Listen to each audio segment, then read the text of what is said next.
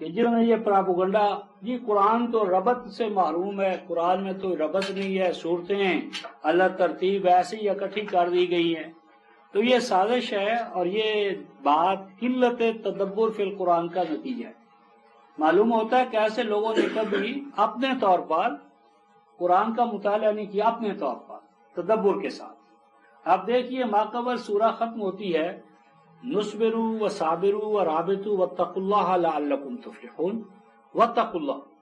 اور آگے جو سورہ آ رہی ہے یا ایھا الناس اتقوا ربکم الذی خلقکم من نفس واحدہ، یعنی ماقبل جو تقوی اللہ تھا وہی تقوی اللہ جو ہے وہ آگے شروع ہو رہا ہے، یعنی ماقبل سورہ تقوی اللہ پر ختم، اور اسی تقوی اللہ کی شرح اور تبیین اگلی سورت کا موضوع ہے۔ تو یہ کہنا جی قرآن میں ربط نہیں ہے، بے بنیاد بات ہے، حلقہ اتصال ہے، یعنی ایک کڑی جو زنجیر ہے اس کی ایک کڑی دوسری کڑی کے ساتھ جس طرح جڑی ہوئی ہوتی ہے تبھی وہ زنجیر ہے۔ تو قرآن کی تمام صورتیں جو باہم مربوط ہیں، پورا قرآن اول سے آخر تک ربط باہم۔ تو یہ جو رفقائے محترم تھا رابطو، کہ تم جسم واحد بن جاؤ، صبر کرو، مستقل مزاج بنو، دوسروں کو مستقل مزاج بناؤ، اقدار وحی کے ساتھ جڑ جاؤ، جسم واحد بن جاؤ۔ تو یہ پروگرام کوئی ہنگامی نہیں ہے اور نہ کسی ہنگامے کے نتیجے میں یہ پیدا ہو سکتا ہے۔ اس کے لیے لازم ہے کہ ایک پروگرام ہو، ایک اسٹریٹجی ہو۔ اس کے لیے سب سے پہلی جو ضرورت ہے وہ یہ ہے کہ جو دو فرد ہیں میاں اور بیوی، ان کے مابین کامل ہم آہنگی ہو، پھر آئلی زندگی جو ہے وہ ہر طرح کے فساد سے پاک ہو،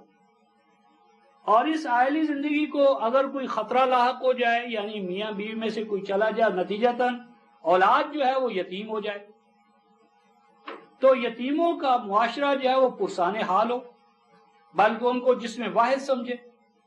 اور اسی طرح اگر کوئی میاں چلا گیا یا بیوی اس کی وفات پا گئی، تو یہ جو افراد ہیں ان کو اس ازدواجی حوالے سے وہ پرورشن کا شکار نہ ہوں، پروسیس کے اندر معاشرہ بحیثیت مجموعی جو ہے ان کا تکفل کرنے والا ہو، ان کی ضروریات کو پورا کرنے والا ہو۔ تو اب یہ جو ربط باہم تھا رابطو، یعنی تقوی، ربط باہم، صبر اور مصابرت، میں سمجھتا ہوں کہ انہی چار اصولوں کی وضاحت ہے سورہ النساء۔ تو ربط باہم پیدا کہاں سے ہوتا ہے؟ یعنی ذکر اور انثیٰ کے باہم اتحاد سے، اتصال سے، ملاپ سے، ملنے سے، یہی سے سوسائٹی، یہی سے امت، یہی سے قوم۔ تو اب یہ اگلی سورہ جو ہے رفقائے محترم وہ انہی چار بنیادی قدروں کی شرح و تبیین ہے، اور پھر صبر کے راستے میں رکاوٹیں منافق کھڑے کرتے ہیں تو منافقوں کا بیان آئے گا، نفاق کی وجوہ و اسباب جو ہیں ان کا تجزیہ کیا جائے گا، پھر ان کا سدباب کرنے کے لیے قتال بھی آ جائے گا، کیونکہ منافق اور کافر جو ہیں وہ ہماری سوسائٹی کو سبوتاژ کرنے کے لیے قتال کے حالات پیدا کرتے ہیں، تو ان کا دفاع کرنا مطلوب ہوگا۔ تو میری بات ہے کہ یہ آپس میں باہم ریلیٹڈ مسائل جو ہیں نا، احکام آتے چلے جائیں گے۔ تو ارشاد میں اے لوگو، تو یہ دو صورتیں، ایک تو یہ یا ایھا الناس سے مخاطب ہے، اور اگلی سورہ جو آ رہی ہے وہ یا ایھا الذین آمنوا۔ تو یہ دونوں صورتیں جو ہے نا ایک وحدت ہیں، اور ہر سورہ جو ہے وہ اپنے سے پہلی سورہ کے لیے تکملہ ہے، تتیمہ ہے، تتیمہ اور تکملہ ہے ماقبل کے لیے، اور زوج ہے مابعد کے لیے۔ اور اس حوالے سے یہ دونوں صورتیں جو ہیں یہ کمپلیمنٹری ٹو ایچ ادر ہیں، اور اگر دیکھا جائے تو یہ دونوں وحدتیں ہیں۔ اور ہم سورہ النساء کے خاتمے پر دیکھیں گے کہ کس طرح وہ حلقہ اتصال کی کڑی ہے اگلی سورہ المائدہ کے لیے۔ تو فرمایا کہ اے لوگو، ہم آہنگ کرو تم اپنے آپ کو اس رب کی ربوبیت کے ساتھ کہ جس نے تمہیں نفس واحدہ سے پیدا کیا ہے۔ نفس واحدہ وہی جرثومہ حیات، وہ ایک ہی جرثومہ حیات ہے کہ جس سے اس کا کاؤنٹر پارٹ پیدا ہوا، زوجہ کاؤنٹر پارٹ اس کا مثنیٰ، اور پھر اسی سے نفس واحدہ سے اللہ تعالیٰ نے بہت سے مرد اور بہت سی عورتیں، کوئی ایک مرد اور ایک عورت اللہ نے نہیں پیدا کی کہ کوئی آدم تھا اور اس کا کوئی پسلی سے اس کا زوجہ، یہ قرآن کا تصور نہیں ہے، لیکن ان مسائل پر ہم ترجمانی کے بعد گفتگو کریں گے۔ وَاتَّقُوا اللَّهَ الَّذِي تَسَاءَلُونَ بِهِ وَالْأَرْحَامَ، ہم آہنگ رکھو اپنے آپ کو اس اللہ کے ساتھ، یعنی اس کی اقدار وحی کے ساتھ، تَسَاءَلُونَ بِهِ، کہ جس کے لیے تم ہر قدم پر محتاج ہو، یعنی زندگی کا ہر شعبہ اور تقاضا محتاج ہے اقدار وحی کا۔ اقدار وحی کے ساتھ اپنے آپ کو ہم آہنگ کرو، اور آگے فرمایا والارحام، اور اسی طرح جو تمہارے رحمی رشتے ہیں، یعنی جو عورت اور مرد کے ملاپ سے، رحم مادر سے جو آگے رشتے ناطے قائم ہوتے ہیں، ان کے ساتھ اپنے آپ کو ہم آہنگ رکھو، یعنی ان کے حقوق ادا کرو۔ اور یہ احکام جو تمہیں دیے جا رہے ہیں، کیوں دیے جا رہے ہیں؟ ان اللہ کان علیکم رقیبا، یہ اللہ کا کوئی مفاد اس میں نہیں ہے۔ رقیبا، اللہ چاہتا ہے کہ تمہارا معاشرہ کیا ہے؟ رقب کی حالت میں رہے، یعنی چوکنا پان، بیداری، ہوشیاری، ایک دوسرے کی نگہبانی کا فریضہ، تاکہ تم ایک دوسرے کے لیے گویا پہرے دار بنو، ہر فرد دوسرے کے۔ تو یہ قرآن کا فلسفہ ہے کہ نوع انسانی میں فلاح کا جہاز جو ہے وہ مطالبہ حقوق پہ نہیں، demand of rights, demand of rights پر فساد ہی فساد ہے۔ اصول کیا ہے؟ اصول ہے فرائض کی ادائیگی، ہر فرد اپنے مقام پر فریضہ ادا کرے۔ استاد اگر فرض ادا کرے گا اپنا تو شاگرد کو شفقت مل جائے گی، استاد اگر اپنا شاگرد فرض ادا کرے گا کیا؟ اطاعت کا، فرما برداری کا، تو استاد کو اس کا احترام مل جائے گا۔ تو ڈیمانڈ آف رائٹس کی بجائے رقیبہ، کہ ہر فرد اپنے مقام پر اس فریضے کو ادا کرے کہ جو اس پر اقدار وحی نے عائد کیا ہے، نتیجہ ہر فرد دوسرے کے لیے نگہبان بن جائے، چوکیدار بن جائے، محافظ و نگہبان۔ فرمایا وَآتُوا الْيَتَامَى أَمْوَالَهُمْ، معاشرے کو مضبوط و مستحکم رکھنا ہے، ربط باہم، اور ربط باہم میں جو پہلی کڑی ٹوٹتی ہے وہ کیا ہے؟ یتامہ۔ الیتیم یعنی وہ کہ جس کا مثلا باپ، ماں یا اس کا جو سہارا تھا وہ اس سے چھٹ گیا، تو فرمایا کہ یتامہ کا جو اموال ہو وہ ان کو دیا کرو، اور جس وقت تک وہ تمہاری تحویل میں ہو، وَلَا تَتَبَدَّلُوا الْخَبِيثَ بِالطَّيِّبِ، تو ایسا نہ کرنا کہ ان کا جو مال تمہاری کسٹوڈین شپ میں ہے تو ان کے اعلیٰ مال کو اپنے ادنا اور گھٹیا مال سے تبدیل کر لو، یعنی جب ان کو واپس مال دینے کا وقت آئے تو ان کی اعلیٰ چیزیں تم اپنے تصرف میں ادھر ادھر، اور ان کی جگہ پر خانہ پوری کرنے کے لیے اسی طرح کی میز، کرسی اور وہ چیزیں شکل صورت میں تو وہی ہیں لیکن وہ اپنی نیچر اور فطرت میں ان سے مختلف ہیں، فروتر ہیں، کمتر ہیں، تو ایسا نہ کرنا۔ وَلَا تَأْكُلُوا أَمْوَالَهُمْ إِلَىٰ أَمْوَالِكُمْ، اور نہ کھاؤ ان کے اموال کو، مال و دولت کو، ان کے وسائل کو اپنے مال و دولت کے ساتھ ملا کر، یعنی مکس اپ کر لیا، اور مکس اپ کرنے میں بظاہر تو یہ تصور دیا ہے کہ بھئی ہم ان کی فلاح کے لیے کر رہے ہیں، اور حقیقتاً ان کے مال کو کھا رہے ہو اور اپنا مال جو ہے وہ محفوظ رکھ رہے ہو۔ إِنَّهُ كَانَ حُوبًا كَبِيرًا،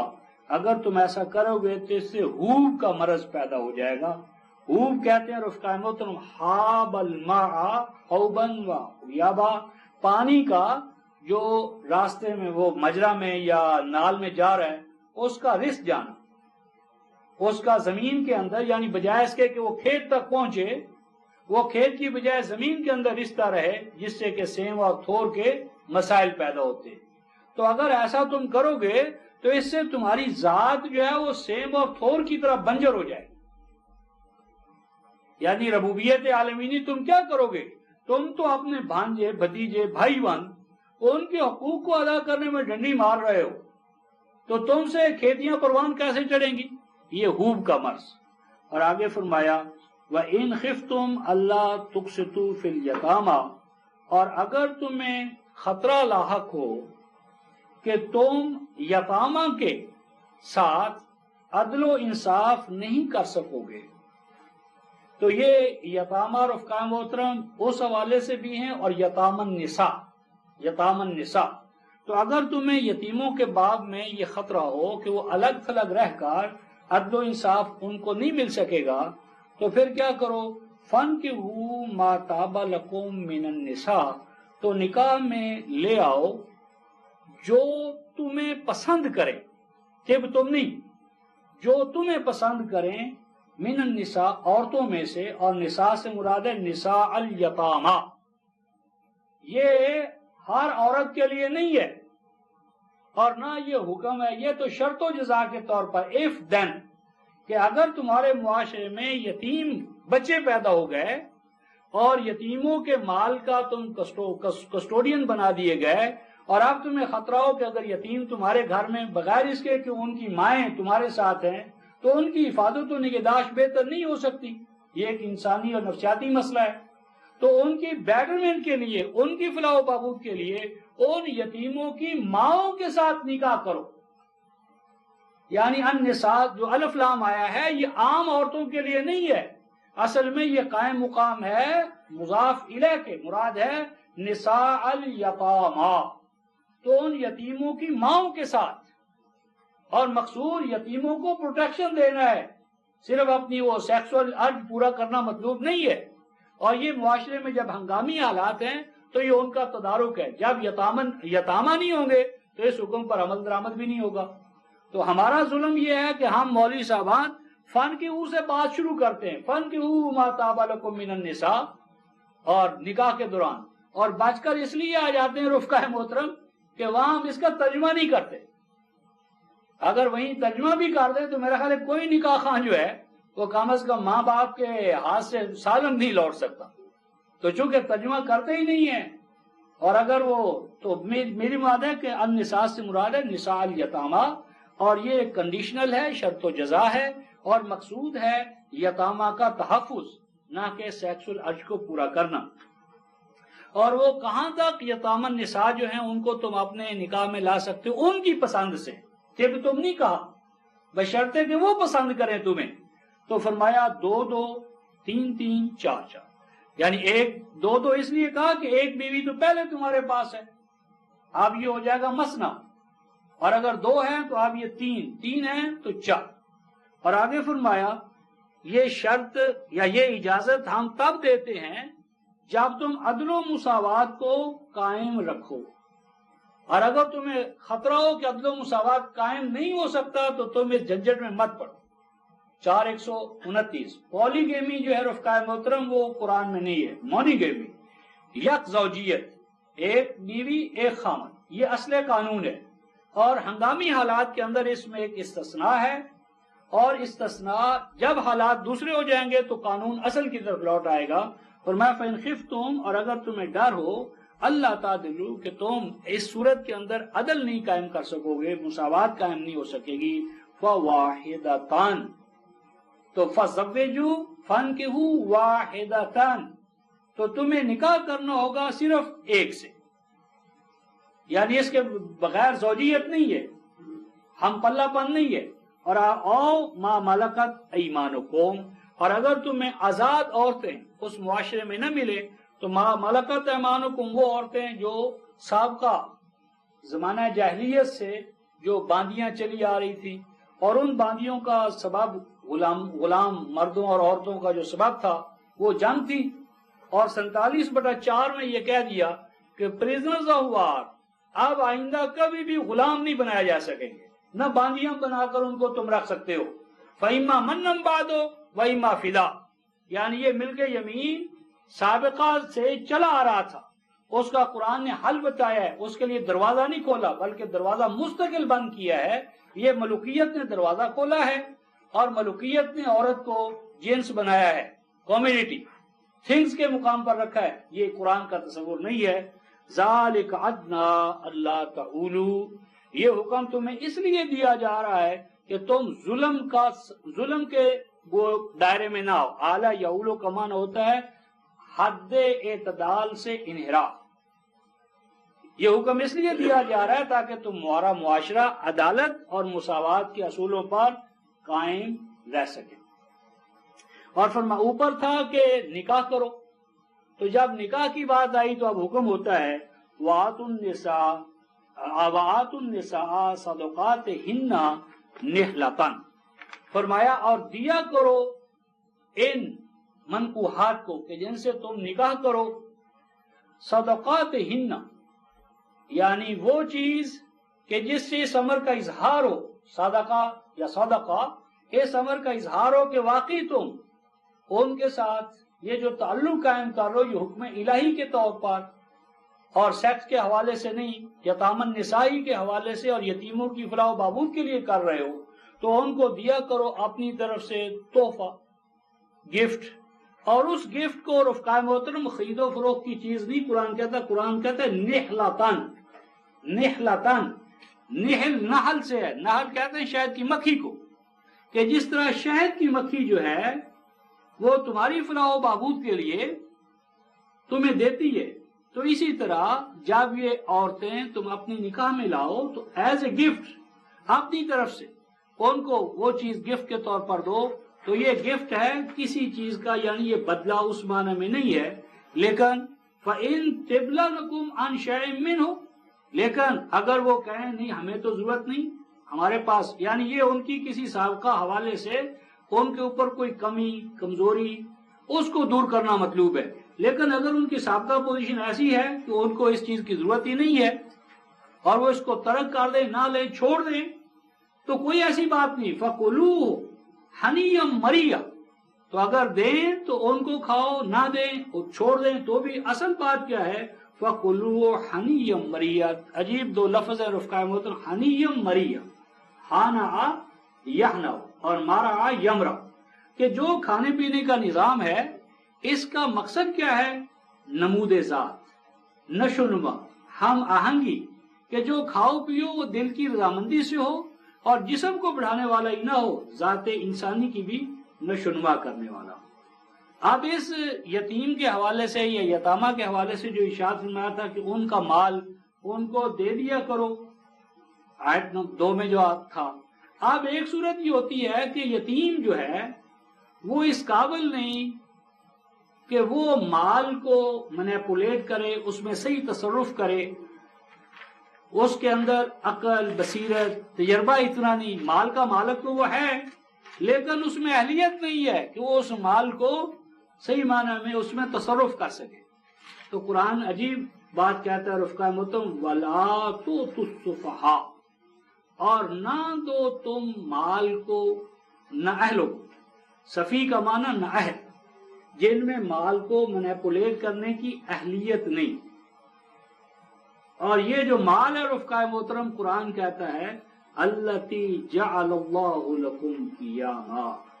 قوموں کے لیے قیام کا باعث ان کا اقتصاد ہوتا ہے. قومیں نماز روزے کی بنیاد پر قائم نہیں ہوتی. اصل اساس نماز روزے کا نظام کیسے چلے گا اگر قوم کے اندر اقتصادی شعور نہیں ہے؟ مال کو قرآن جعل اللہ لکم قیامہ کہتا ہے. تو اقتصادی وسائل، بجٹ، گویا مالی اور اقتصادی وسائل، اس پہ قوموں کا دار و مدار ہے. لہذا نااہل ہاتھوں میں اس کو مت دو، باوجود اس کے کہ وہ قانونی مالک ہے. اس کو قانون ہجر کہتے ہیں کہ ان کے اوپر ایک بورڈ بٹھا دو، کمیٹی بٹھا دو، ایک ٹرسٹی شپ جو ہے قائم کرو تاکہ وہ بہتر سے بہتر انداز میں ان وسائل کا استعمال کریں اور اس کا بینیفٹ معاشرے کو اجتماعی طور پر پہنچے. وَارْزُقُوهُمْ فِيهَا، لیکن شفیع ہونے کا یہ مطلب نہیں ہے کہ اس کے انسانی حقوق کو پامال کرنے لگو. فرمایا کہ اس میں سے ان کو وظیفہ دو، یعنی ان کی جو انسانی ضروریات ہیں ان کو پورا کرو. وَاكْسُوهُمْ، ان کے لیے لباس بھی مہیا کرو، یعنی بنیادی ضروریات زندگی میں لباس بھی شامل ہے تو لباس بھی مہیا کرو. وَقُولُوا لَهُمْ قَوْلًا مَّعْرُوفًا، اور اگر وہ کسی وقت آ کر کہیں مال ہمارا تم کیا کر رہے ہو، ایسی بات ہو سکتا ہے انسانی جذبات کے تحت وہ ایسی بات کریں تو آگے سے مشتعل نہ ہو جانا. ان کو حسن کارانہ انداز میں افہام و تفہیم سے ان کو بتا دینا کہ اصل بات یہ ہے کہ اس میں ملت کا مفاد ہے، جماعت کا مفاد ہے. تو ان سب کو آگے قرآن کہتا ہے وَابْتَلُوا الْيَتَامَى حَتَّى إِذَا بَلَغُوا النِّكَاحَ، ہمارے ہاں ہے نابالغ بچیوں سے نکاح، نابالغ بچوں کا نکاح. اور آگے یہ ہے نہ صرف نکاح رفقائے محترم بلکہ نابالغ بچیوں کے ساتھ فقہائے ماضی نے نہیں، دور حاضر کے مفسرین نے جو اپنے آپ کو شاکار الہی کہلا رہے ہیں انہوں نے خلوت صحیحہ کی اجازت بھی دے دی ہے. نہ صرف نابالغ بچی سے نکاح بلکہ خلوت بھی جائز۔ قرآن کہتا ہے رفقا محترم وابتلوا الیتامی، ان یتیموں کے لیے نمود ذات کے مواقع بہم پہنچاؤ، حتی اذا بالغوا النکاح، یہاں تک کہ یہ نکاح کو پہنچ جائے، یعنی نکاح کے لیے بلوغت شرط ہے، بلوغت سے پہلے نکاح نہیں ہے، یعنی بلوغت سے قبل نکاح نہیں، جس طرح کے اممیچور جو ہے یا میچورٹی سے قبل کوئی ایگریمنٹ نہیں ہے، تو نکاح ایک ایگریمنٹ ہے، کنٹریکٹ ہے، تو کنٹریکٹ جس طرح مادی کنٹریکٹ کے اندر بلوغت شرط ہے تو یہ بھی ایک سوشل کنٹریکٹ ہے، اس لیے اس کے اندر بھی بلوغت شرط ہے۔ فَإِنْ آنَسْتُم مِّنْهُمْ رُشْدًا، اور اگر تم مانوس پاؤ، یعنی اگر تم دیکھو ان کے اندر کہ یہ مال کو مینیپولیٹ کرنے کے اہل ہے اور عائلی زندگی کو ادا کرنے کی بلوغت کے بعد، تو یہاں چونکہ مال کا مسئلہ تھا اس لیے فرمایا فَادْفَعُوا إِلَيْهِمْ أَمْوَالَهُمْ، تو ان کا مال ان کے سپرد کر دیا کرو، وَلَا تَأْكُلُوهَا إِسْرَافًا وَبِدَارًا، اور چونکہ ہم نے تمہیں پابند کیا ہے کہ ان کا مال ان کو دے دینا، ایسا نہ ہو کہ چونکہ کل بھی یہ مال تو ہمارے تصرف سے نکل جائے گا، تو اس لیے جب دینا ہے تو دینے سے پہلے اس مال کو اڑاؤ نہیں، اونے پونے ادھر ادھر۔ وَبِدَارًا، بادارا یبدر بدرم و بدارا، کسی چیز کو بلا مصرف بلا ضرورت، چونکہ آج حق تصرف تمہیں حاصل ہے تو اس لیے اس خدشے کے پیش نظر کہ کل کو یہ مال ہمیں دینا پڑے گا تو اس کو اونے پونے نہ لٹاؤ، اس کو ضائع نہ کرو، اس خدشے کے پیش نظر ان یکبروا، کہ کل کو تو یہ بڑے ہو جائیں گے اور یہ مال ہم سے واپس لے لیں گے۔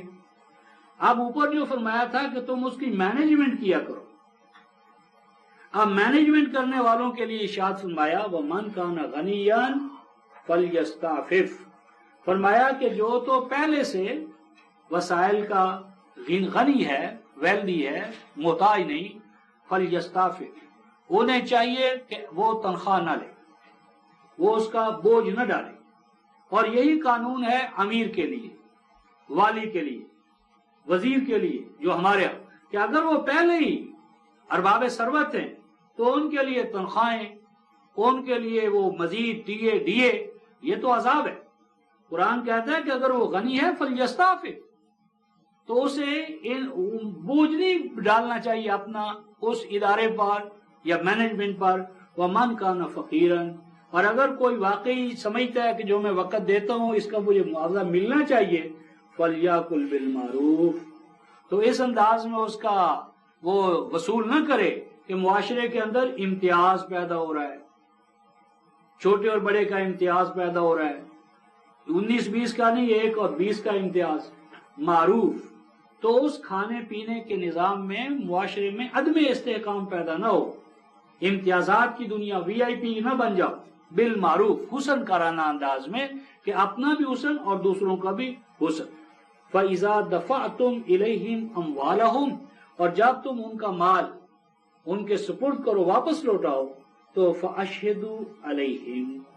تو تم ان پر گواہ بھی ٹھہراؤ، یعنی یہ ڈیڈ تیار کرو اور اس پر باقاعدہ گواہیاں ہوں، اور یہ سارے احکام رفقا محترم جماعت کو ہیں، ریاست کو ہیں، ارباب بست و کشاد کو ہیں، تو یہ ریاستی عمل کے اندر یہ اجتماعی احکام دیے جا رہے ہیں۔ وَكَفَى بِاللَّهِ حَسِيبًا، اور انسانوں کے جو حساب کتاب ہیں ان کے اوپر اللہ کے حساب کو مقدم جان، یعنی مکافات عمل کا جو قانون ہے وہ اصل ہے، تو اگر کسی جگہ ان کے اندر کوئی تمہارے لیے ہے کہ چھوٹ جاؤ گے، ان کے علم میں نہیں ہے، تو یہ جان لو کہ اللہ کا حساب کتاب لینے کا عمل جب تمہارے سامنے آنے والا ہے تو اس وقت تو وہ کوئی کمزوری نہیں ہوگی کہ جس سے تم بچ سکو۔ اب اس کے بعد اوپر جو یتامہ اور یتیم اس میں آیا کہ یتیم، تو یتیم کا معنی یہ ہے کہ کوئی مرا ہے، تو اب جب مرا ہے تو لازمی بات ہے کہ وہ چھوڑ کر مرے گا، اس کا کوئی ترکہ ہوگا، تو مرنے والے کے جو متروکات ہیں ان کی تقسیم کیسے ہو، تو اب ترکہ اور اس کی تقسیم کے حوالے سے گفتگو کا آغاز ہوتا ہے آیت نمبر 7 سے، اور یہ آیت نمبر 14 تک یہ جو احکام آئیں گے یہ رفقا محترم اسی حوالے سے ہیں، ترکہ اور اس کی تقسیم۔ اور ترکہ اور اس کی تقسیم میں بھی ہمارے فقہی نظام میں انتہائی گڑبڑ ہے، تو اس پر خصوصی درس ہمیں آگے لانا ہوگا کہ قرآن نے تقسیم ترکہ کے جو اصول دیے ہیں کس طرح ان کے اندر نہ کمی ہے نہ بیشی ہے۔ ہمارے ہاں تو ایسا ہے کہ اگر آپ تقسیم کریں گے تو کبھی وہ بڑھ جائے گا کبھی گھٹ جائے گا، ایک کو اول کہتے ہیں دوسرے کو رد کہتے ہیں، اور غیر مسلم کہتے ہیں کہ دیکھو مسلمانوں کے اللہ کو تو چوتھی جماعت کا حساب بھی نہیں آتا، تقسیم کی ایسے باتیں، کبھی کل گھٹ رہا ہے کبھی بڑھ رہا ہے، کبھی گھٹے ہوئے کو مزید گھٹایا جا رہا ہے کبھی بڑھے ہوئے کو مزید بڑھایا جا رہا ہے۔ تو یہ ایک بہت بڑا چیپٹر ہے کہ جس پر الگ سے بھی بحث کریں گے، میں اس دوران اشارات کروں گا۔ للرجال نصیب مما ترک الوالدان والاقربون، فرمایا کہ مردوں کے لیے حصہ ہے اس میں سے جو چھوڑیں ان کے ماں باپ اور ان کے قریبی، وللنساء نصیب مما ترک الوالدان والاقربون، عورتوں کے لیے حصہ ہے اس میں سے جو چھوڑ مریں ان کے ماں باپ اور ان کے اقرب، مما قل منہ او کثر، خواہ وہ مال ترکہ کم ہو یا زیادہ۔ اس کا معنی یہ ہوا کہ ذکر اور انثی حق کے میراث میں برابر ہے، حق کے میراث برابر ہے۔ جب بھی ذکر اور انثی کسی حوالے سے وارث بنیں گے تو کوئی ایک جنس دوسری کو محروم نہیں کر سکے گی، یہ ایک اصول ہے، ترکہ قلیل ہو یا کثیر، ان دونوں کے صورتوں کے اندر حق میراث دونوں کا برابر ہے، ذکر اور انثی کا یہ ایک مستقل اصول ہے، اور اس کی خلاف ورزی ہوئی ہے، اس سے بڑے مسائل پیدا ہوئے، تو یہ ایک اصول ذہن میں رکھنا چاہیے۔ نصیبا مفروضہ، اور یہ ترکہ یعنی یہ جو حق میراث ہے یہ مقرر کیا ہوا ہے، طے شدہ، یعنی یہ طے شدہ ہے، اس میں کمی بیشی اس معنی یا اس کسی ایک کا محروم کر دینا دوسرے کو یہ جائز ہے۔ اب اس کے بعد ارشاد فرمایا جا رہا ہے وَإِذَا حَضَرَ الْقِسْمَةَ أُولُو الْقُرْبَى، کہ جب آپ موجود ہوں تقسیم کے وقت قریبی رشتہ دار، یتامہ، مساکین، جن کا براہ راست حق تو نہیں بنتا، وہ آ جائیں، تو اگر فَارْزُقُوهُم مِّنْهُ، اگر اس میں سے کچھ ان کی یعنی دال روٹی کے لیے، نشوونما کے لیے کچھ دے دو تو یہ بہتر ہے، اور اگر نہ دے سکو تو قولوا لہم قولا معروفا، ان سے کہو کہ بھئی سچویشن ایسی ہے کہ اس میں دیا تو نہیں جا سکتا، لیکن نہ دینے کا انداز اگریسو نہ ہو، ان کو بھلے انداز میں ان کو مطمئن کر دیا کرو۔ اور یہ جو تقسیم میں عدالت کا اصول ہے کہ عدل سے، مساوات سے یہ کام کرو، اس لیے کہ وَلْيَخْشَ الَّذِينَ لَوْ تَرَكُوا مِنْ خَلْفِهِمْ ذُرِّيَّةً ضِعَافًا، فرمایا کہ تقسیم کے دوران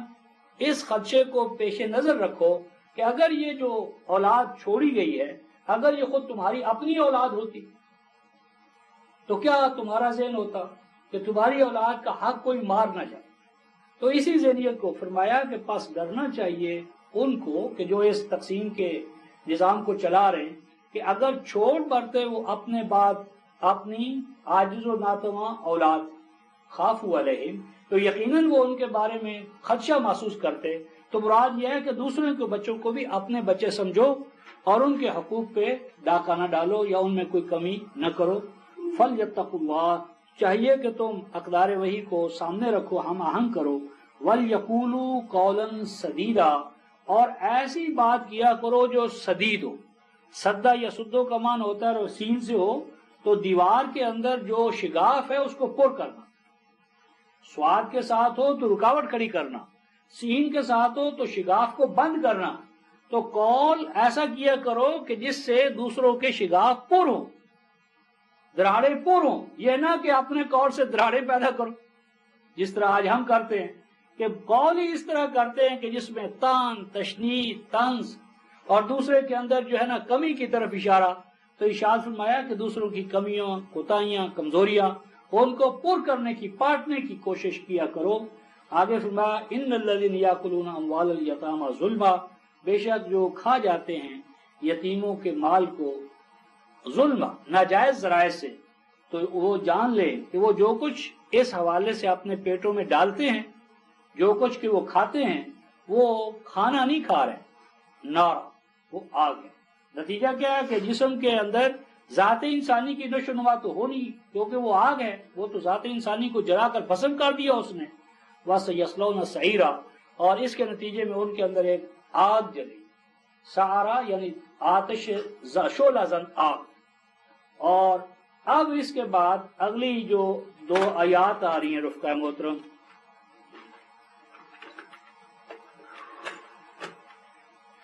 آیت نمبر 11 اور 13، 2 آیتیں ہیں رفقہ محترم، لیکن میراث کے جتنے ممکنہ شعبے یا امکانات ہیں ان سب کو یہ کور کر رہی ہیں، لیکن اس کی جو کوریج ہے اس پہ تفصیلی گفتگو نہیں کی جا سکتی. اس وقت رواں ترجمہ کرتے ہیں. ارشاد فرمایا جا رہا ہے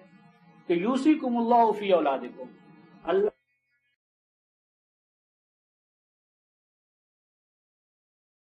کیا ہے کہ ایک ذکر ایک مذکر، اس کا حصہ ہوگا 2 مؤنثوں کے برابر. اور یہاں اس کا مطلب ہوا کہ اگر ایک ذکر اور 2 انثیٰ ہوں تو قانون مل گیا، ایک ذکر کو 2 انثیٰ کے مطابق. یہ تو فَإِن كُنَّ نِسَاءً فَوْقَ اثْنَتَيْنِ، اور اگر ایسا ہو کہ ایک لڑکا ہے اور اس کے مقابلے لڑکیاں بہت زیادہ ہیں، فوق اثنتین 2 سے زائد، تو اس صورت میں کیا ہوگا؟ فَلَهُنَّ ثُلُثَا مَا تَرَكَ، تو 2 سے زائد لڑکیوں کو 2/3 دیا جائے گا اور 1/3 لڑکے کو مل جائے گا. وَإِن كَانَتْ وَاحِدَةً، اور اگر ایک لڑکی اور ایک لڑکا ہے تو لڑکی کے لیے لڑکے کا نصف ہے، وہ لِلذَّكَرِ مِثْلُ حَظِّ الْأُنثَيَيْنِ. تو یہ جو میں نے ترجمانی کی ہے رفقہ محترم، اس میں وہ تمام فسادات ختم ہو گئے ہیں جو قائم ہوتے ہیں، تو اس کی شرح و تفصیل بعد میں کریں گے. وَلِأَبَوَيْهِ لِكُلِّ وَاحِدٍ مِّنْهُمَا السُّدُسُ، اب اولاد کے بعد ماں باپ، اور ماں باپ کہ ان میں سے ہر ایک کو 1/6 ملے گا، بشرطے کہ مرنے والے کی اولاد ہو. اور اگر ماں باپ موجود لیکن اولاد نہیں ہے،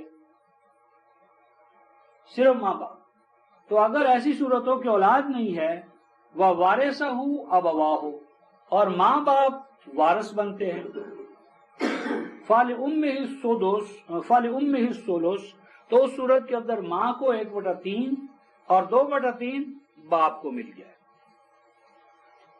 فَإِن كَانَ لَهُ إِخْوَةٌ فَلِأُمِّهِ السُّدُسُ،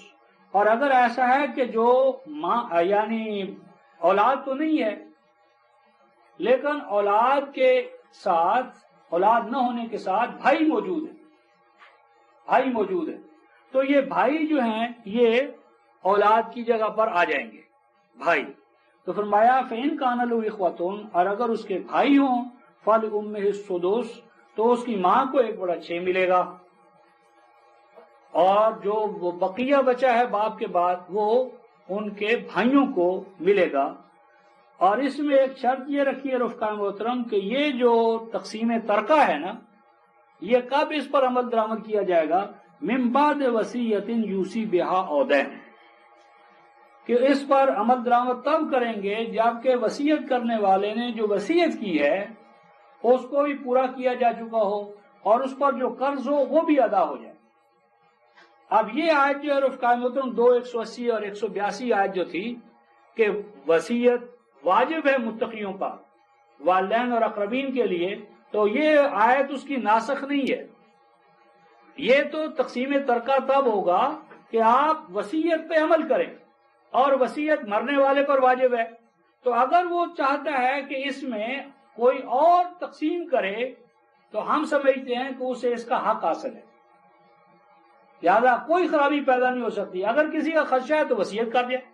وصیت کے مطابق ہم تقسیم کریں گے، کیونکہ قرآن نے وصیت کو مقدم رکھا ہے. آگے فرمایا آباؤکم و ابناؤکم لا تدرون ایہم اقرب لکم نفعا، فرمایا کہ تمہارے ماں باپ اور تمہارے بیٹے بیٹیاں، ابنا میں دونوں ہیں، بیٹے اور بیٹیاں بھی ہیں، اور آبا کے اندر نہ صرف ماں بلکہ باپ، ماں باپ دونوں جنس کے،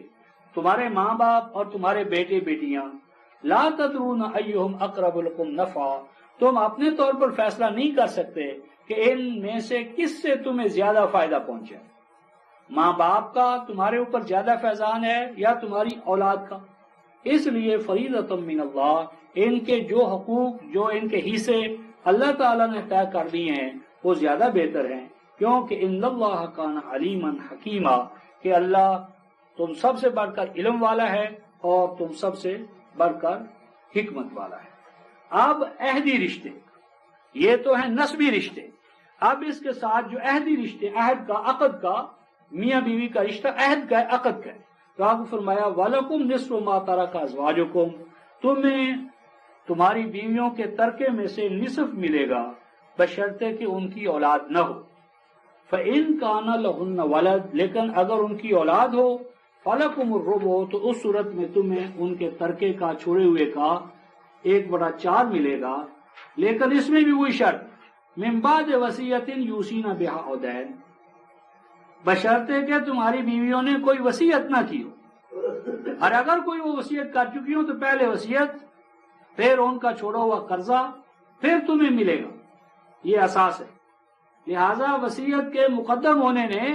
ہر طرح کی پیچیدگیاں دور کر دی ہیں۔ موسی کو حق حاصل ہے کہ وہ اپنے مال کے بارے میں وصیت کر دے کہ اس کی تقسیم یوں ہوگی، اگر وصیت نہیں ہوگی تو پھر ہم یہ تقسیم کریں گے۔ وَلَهُنَّ الرُّبُعُ، اور تمہاری بیویوں کو 1/4 ملے گا جو تم چھوڑو گے، بشرطے کہ تمہارا بچہ نہ ہو، اولاد نہ ہو، اور اگر تمہارے لیے اولاد ہو فَلَهُنَّ الثُّمُنُ مِمَّا تَرَكْتُمْ، تو اس صورت میں تمہیں 1/8 ملے گا اور جو تم چھوڑو، یعنی ان عورتوں کو، بیویوں کو، اور یہ بھی تب ہوگا من بعد وصیۃ توصون بها أو دین، جبکہ وصیت پر کہ جو تم کر چکے ہو عمل ہو جائے، اور وہ قرض جو تم نے چھوڑا ہے تو تمہارے ذمہ ہے وہ ادا ہو جائے۔ تو یہ میری مراد ہے کہ وصیت ہر حال میں مقدم ہے۔ تو جب وصیت کو علماء کرام نے منسوخ کر دیا تو تمام مسائل پیدا ہو گئے، تو قرآن نے وصیت کو منسوخ نہیں کیا، اور یہ اساس ہے، لہذا کوئی مسئلہ نہیں، ہر مسئلے کا حل وصیت میں موجود ہے۔ آگے ارشاد فرمایا وَإِن كَانَ رَجُلٌ يُورَثُ كَلَالَةً أَوْ امْرَأَةٌ، اور اگر وہ آدمی کہ جس کا وارث بنایا جا رہا ہے یا جس کا ورثہ تقسیم کیا جا رہا ہے، اگر وہ کلالہ ہو، کلالہ کی قرآن نے 2 صورتیں رفقائے محترم بیان کی ہیں، کلالہ با اولاد اور کلالہ بے اولاد۔ علماء کرام نے کلالہ اس کو مانا ہے کہ جس کے نہ ماں باپ ہوں نہ اولاد ہو، لیکن قرآن یہ نہیں کہتا۔ ابھی میں عرض کرتا ہوں کہ اگر وہ آدمی کہ جس کا وارث بنایا جا رہا ہے وہ کلالہ ہو یا وہ عورت ہو، اور آگے ہے وَلَهُ أَخٌ أَوْ أُخْتٌ، اور اب اس کی اولاد کی جگہ پر کیا ہے، اس کے بہن بھائی ہیں، فَلِكُلِّ وَاحِدٍ مِّنْهُمَا السُّدُسُ، تو ان میں سے ہر بہن بھائی کو 1/6 دیا جائے۔ یہ 1/6 یہ ماں باپ کا حصہ تھا، تو یہاں پر گویا کہ اولاد موجود ہے، اولاد کے ساتھ اخوت ہے، لیکن ماں باپ نہیں ہے، تو ماں باپ کا حصہ جو ہے یہاں اخوت کو ملے گا۔ فَإِن كَانُوا أَكْثَرَ مِن ذَلِكَ، اور اگر وہ بہن اور بھائی ایک کی بجائے ایک سے زیادہ ہوں، وَهُمْ شُرَكَاءُ فِي الثُّلُثِ، تو ان کو 1/3 دیا جائے، یعنی ماں باپ کو 1/6 کا 1/3 بنتا ہے، اور 2/3 اولاد کے لیے تھا۔ یہاں پر اولاد کے ساتھ کیا انہیں بھائی ہیں اور ماں باپ نہیں ہیں، تو ماں باپ کا حصہ جو ہے وہ بھائیوں کی طرف منتقل کیا جائے گا۔ من بعد وصیت، یہ بھی تب ہوگا کہ وصیت جو کی جا چکی ہو یا جو قرض ہو وہ ادا کیا جائے۔ اب وصیت کے بارے میں فرمایا غیر مضار، کہ وصیت کرنے والا اس لیے وصیت نہ کرے کہ کسی حقدار کو گزند پہنچانا مطلوب ہو، نقصان پہنچانا ہو۔ وصیۃ من اللہ، اور یہ وصیت کے اوپر اللہ وصیت اس لیے کر رہے ہیں کہ واللہ علیم حلیم، کہ اللہ کا علم کامل ہے اور وہ انتہائی بردبار ہے، یعنی کسی عارضی جذبے کے تحت کسی کا تمہارے ساتھ کوئی ٹکراؤ، تصادم مارجی ہو، اس کے نتیجے میں تم اس سے ہمیشہ کے لیے محروم کرو یا اپنے حق سے محروم کرو، یہ جائز نہیں ہے۔ آگے فرمایا تل کا حدود اللہ، فرمایا کہ یہ اللہ کی حدیں ہیں قائم کردہ، اور جو کوئی ان کی اطاعت کرے گا اللہ اور رسول کی، یعنی مرکز ملت کی، تو اللہ تبارک و تعالیٰ انہیں سرسبز و شاداب علاقوں کے والی و وارث بنائے رکھیں گے، کہ جن کی سرسبزی اور شادابی کے لیے وہاں کے آبی وسائل وقف ہوں گے، اور یہ ہے اصل کامیابی۔ اور جو کوئی اللہ اور رسول کی یعنی مرکز ملت کی خلاف ورزی کرے گا، وَيَتَعَدَّ حُدُودَهُ، اور اللہ کی قائم کردہ حدیں جو ہیں ان کو پھلانگے گا، تو يُدْخِلُ نَارًا خَالِدًا فِيهَا، تو فرمایا کہ وہ پھر آگ میں رہے گا، الا یہ کہ توبہ کرے حیات دنیا میں، اور واللہ ولہم عذاب مہین، اور ایسی قوم آخر کار غلام ہو جائے گی۔ عذاب مہین، مہین غلامی ہے، غلامی۔ اب یہاں کے بعد اب رفقاء محترم مال کی تقسیم کے بعد معاشرے کو جو کمزور کرنے والا مسئلہ ہے یا عمل ہے وہ ہے میاں بیوی کا جو کنٹریکٹ یا ایکٹ تھا کہ ایک دوسرے کے ساتھ وفادار رہیں گے، اس عقد کے اندر دراڑیں ڈالنا یعنی اس کی خلاف ورزی کرنا، جس کا ایک محسوس اور مری عمل زنا ہے۔ تو اب فرمایا جا رہا ہے کہ واللاتی یاتین الفاحشۃ من نسائکم، یہاں سے عائلی زندگی کے اندر جو دراڑیں پڑتی ہیں ان کا باب شروع ہوتا ہے، اور بات یہاں سے شروع ہو رہی ہے، اور وہ عورتیں یاتین الفاحشہ کہ جو فاحشہ کا ارتکاب کریں، من نسائکم تمہاری عورتوں سے۔ یہ جو رفقاء محترم عورتوں کا فاحشہ کاری کرنا ہے اسے سحاقت کہتے ہیں، یعنی ان کا باہم ایک دوسرے کے ساتھ دونوں طرف سے عورتیں۔ تو ایسی اگر صورت ہو فاستشہدوا علیہن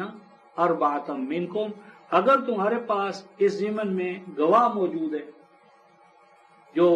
یہ یعنی گواہی دیں کہ ہاں ان سے ایسی حرکت سرزد ہوئی ہے، فإن شاہدوا، تو اگر وہ شہادت دیں، فأمسکوہن فی البیوت، تو فرمایا کہ ان پر جو بیرونی حرکت ہے، آنا جانا ہے، وہ کچھ وقت کے لیے روک دو، حتی یتوفاہن الموت، یہاں تک کہ ان کو وفات آ جائے، او یجعل اللہ لہن سبیلا، یا یہ کہ وہ توبہ کر لیں، ثبوت فراہم کریں۔ تو یعنی اگر وہ اپنی اصلاح کر لیں تو اس صورت میں تو ان کے لیے راستہ چھوڑ دو، اور اگر وہ اس عمل میں مرتکب ہوں، ارتکاب کریں، اور واقعی اس کے لیے تمہارے پاس گواہیاں موجود ہوں، تو مراد یہ ہے کہ ان کی اس یعنی ذہنیت کو یا عادت کو معاشرے میں عام نہ ہونے دو۔ فَأَمْسِكُوهُنَّ فِي الْبُيُوتِ، یعنی ان کو کچھ عرصے کے لیے الگ رکھو، ان کو عام عورتوں کے ساتھ مکس اپ کرنے ہونے کی اور اس بیماری کو دوسروں کے اندر پھیلانے کی اجازت نہیں ہے۔ امساک سے مراد یہ ہے کہ ان کو الگ تھلگ کرو، الگ تھلگ کرو، تاکہ ان کی اصلاح نہ ہو جائے۔ جب اصلاح ہو جائے تو ان کو دوبارہ سوسائٹی میں لے آؤ۔ اور جس طرح یہ دو عورتوں کے اندر یہ عمل ہو سکتا ہے، اسی طرح آگے دو مردوں کے اندر بھی، اسے لواطت کہتے ہیں۔ تو فرمایا واللذان یاتیانہا، اور اسی طرح جو اس بدکاری کے دو مرد مرتکب ہوں تم میں سے، فآذوہما، تو ان کو بھی اس کے لیے جسمانی سزا دو، اور فإن تابا، اور فرمایا کہ اگر وہ توبہ کر لیں اور اپنی اصلاح بھی وہ کریں، فأعرضوا عنہما، تو ان کو اب ہمیشہ کے لیے نہ دھتکار دو۔ اگر وہ اپنی اصلاح کر لیں تو ان کو ان کی توبہ قبول کرو، اور اللہ ہے سامان نشو و نما عطا کرنے والا۔ اب یہ جو توبہ ریاست میں یا ایک دین میں جو توبہ ہوتی ہے اور جو مذہب کی توبہ ہوتی ہے، یہ دو الگ الگ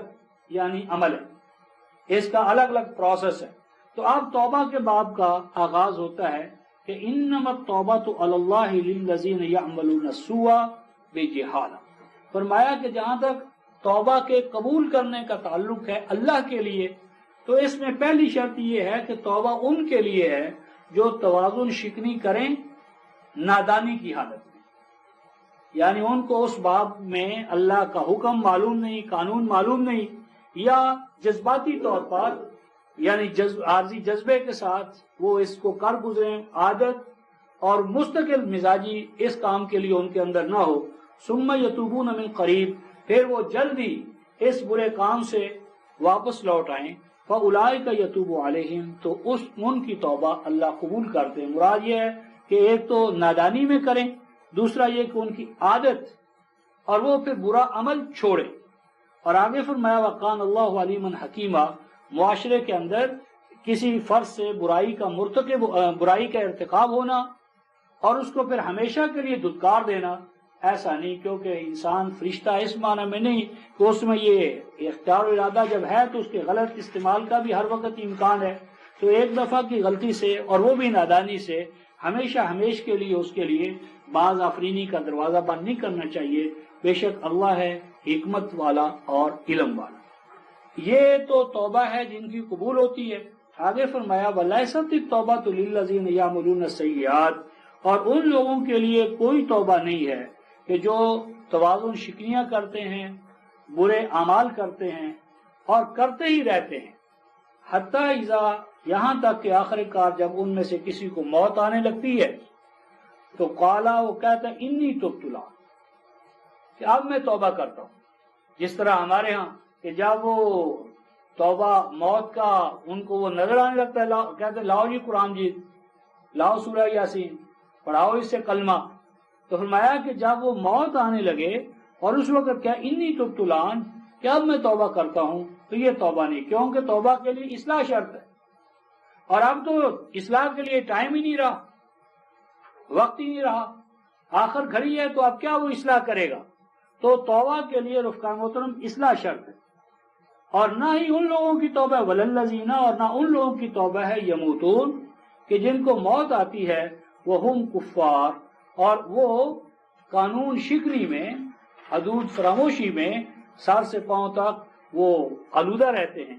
اولئک اعتدنا لهم عذابا علیما، تو ایسے افراد کی توبہ قبول نہیں ہوتی، بلکہ ان کے لیے تیار کر رکھا ہے ہم نے دردناک سزا یا عذاب. آپ چونکہ ماقبل عورتوں کے حوالے سے، یتامہ کے حوالے سے، اور اس ضمن میں اب اگلا باب جو ہے وہ نکاح، عورتوں کے ساتھ یتامى النساء تو عمومی تھا ایک ہنگامی حالات میں. اب عمومی طور پر معاشرے میں میاں بیوی کا تعلق کس بنیاد پر قائم ہو، کن سے قائم ہو، کن سے قائم نہ ہو، یعنی یہ ہوئی ربط باہم، معاشرے کے اندر کنسولیڈیشن جو ہے وہ کیسے ہو، ہم آہنگی کیسے ہو. تو اب اس حوالے سے پہلا حکم دیا جا رہا ہے یا ایھا الذین آمنوا، اے ایمان والو، لا یحل لکم، یہ تمہارے لیے جائز نہیں، حلال نہیں، ان تارثوا النساء قرحا، یہ کہ تم وارث بن جاؤ عورتوں کے جبر اور تشدد سے، ناپسندیدگی کی حالت میں.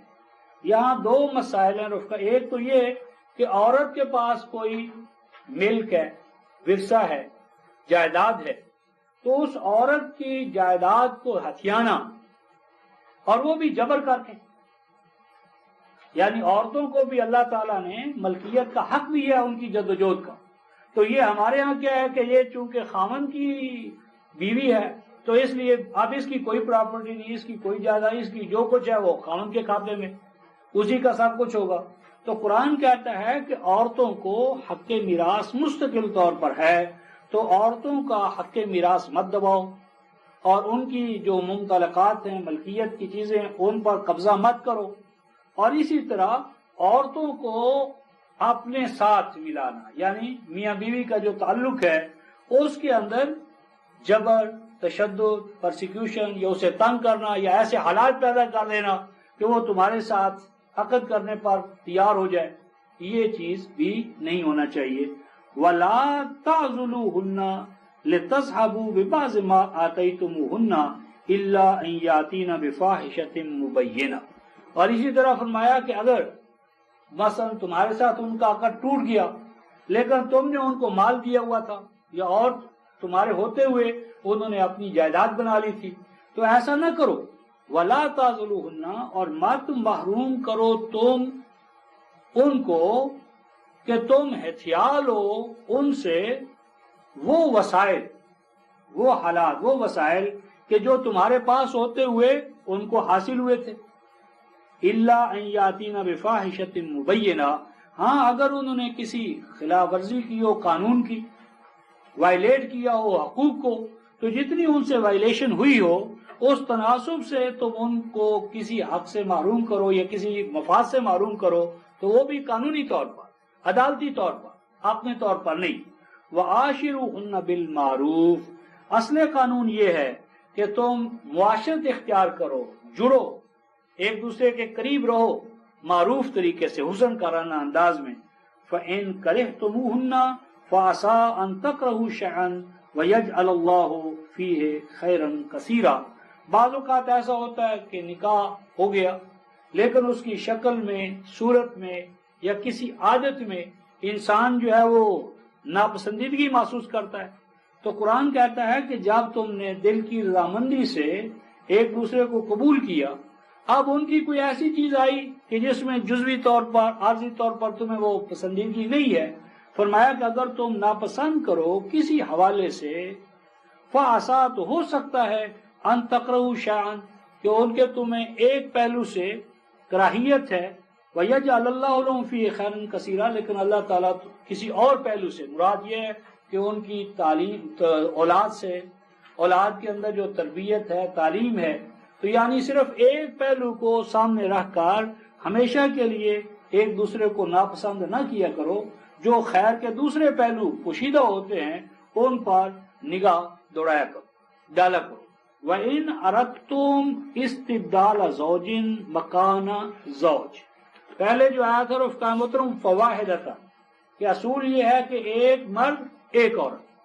یہی قرآن کہتا ہے۔ اور اگر تم لانا چاہو استبدال زوج، ایک زوج کی جگہ پر دوسرا زوج، مکان زوج، مکان ازواج نہیں کہا، کہ اگر تم ایک عورت ناپسند ہے اور تم تل گئے ہو کہ نہیں صاحب ہمارا تو نباہ نہیں ہوگا، تو آگے پھر طلاق کے لیے جو پیچھے اقدار یا قوانین ہیں ان پر تو عمل درآمد کرنا ہوگا، تو ایک زوج کی جگہ پر ایک ہی زوج ہے، دو نہیں، تین نہیں، تو مونی گیمی اصل ہے۔ وَآتَيْتُمْ إِحْدَاهُنَّ قِنْطَارًا، اور تم سابقہ حوالے سے بطور بیوی اس کو دے چکے ہو ڈھیروں ڈھیر، یعنی بہت سے تم نے اسے تحائف دیے، گفٹس دیے اور چیزیں دی، فَلَا تَأْخُذُوا مِنْهُ شَيْئًا، تو آپ وہ جو سابقہ دور میں دے چکے ہو اس کو تم واپس نہ لیا کرو۔ أَتَأْخُذُونَهُ بُهْتَانًا وَإِثْمًا مُبِينًا، کہ اگر تم ان سے واپس لوگے تو اس بات کی دلیل ہے کہ تم ان پر کوئی نہ کوئی بہتان تراش رہے ہو، اور ان پر بہتان تراشنا کیا ہے؟ اس بات کی دلیل ہے کہ تمہارے اندر ذات انسانی کی نشو و نما جو ہے اس میں کوئی کمزوری رہ چکی ہے۔ اور فرمایا وَكَيْفَ تَأْخُذُونَهُ، کتنی دنات اور گھٹیا پن ہے،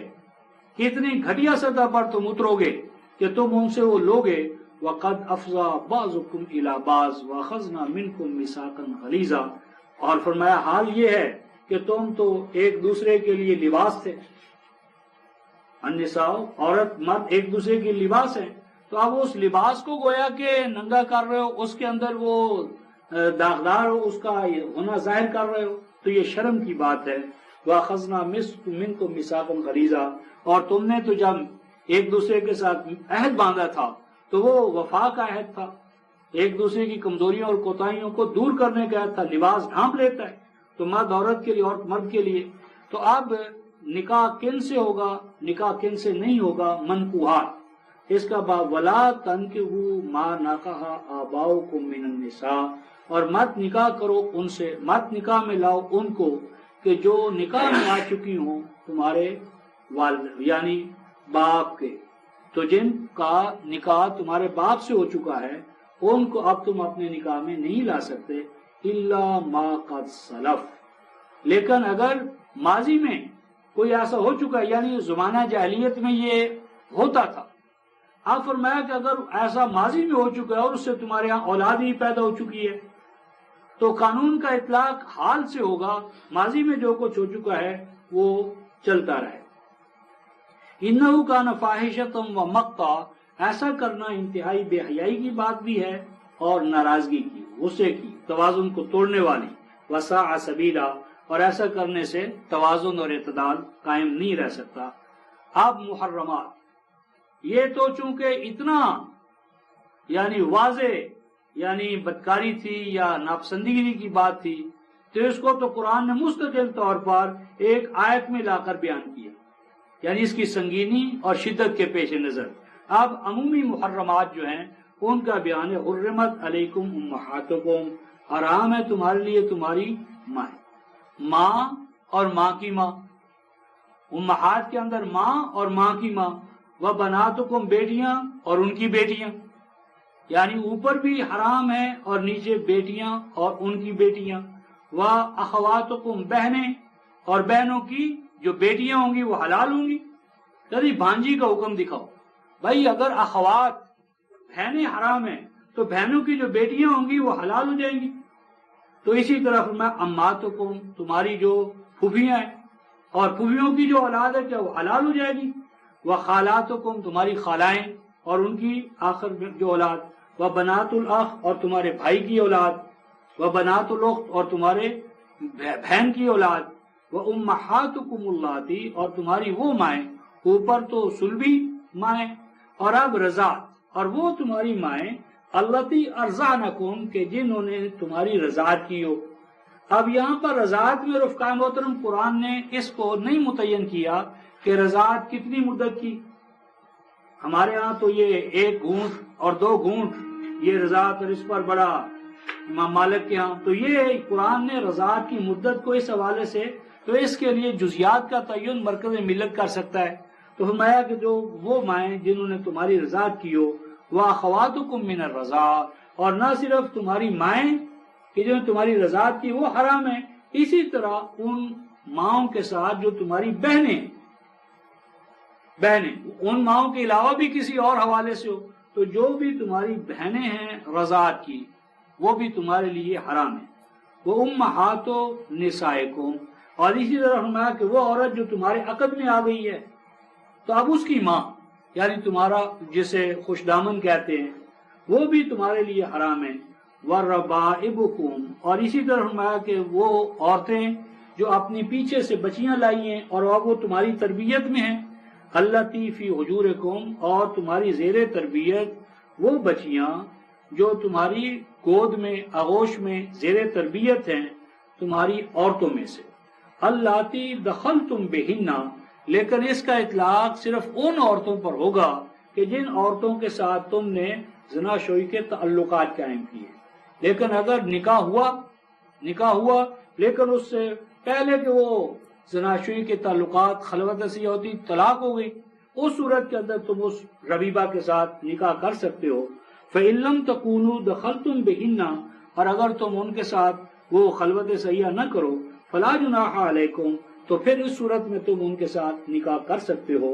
وَحَلَائِلُ أَبْنَائِكُمْ، اور اسی طرح فرمایا کہ تمہارے بیٹوں کی بیویاں، حلیلہ زوجہ، کہ وہ تمہارے بیٹے جو ہیں ان کی بیویاں بھی تمہارے لیے حرام ہیں۔ الذین من اصلابکم، فرمایا کہ وہ بیٹے جو تمہارے لیے صلبی ہیں۔ وَأَن تَجْمَعُوا بَيْنَ الْأُخْتَيْنِ، اور فرمایا کہ اسی طرح حرام ہے تمہارے لیے یہ کہ تم 2 بہنوں کو اپنے عقد میں ایک وقت میں جمع کرو، الا ما قد سلف، سوائے اس کے کہ جو ہو چکا وہ ہو چکا، یعنی اگر ماضی میں اس حوالے سے تم نے کیا تھا اور وہ چلا آ رہا ہے تو وہ تو چلے گا،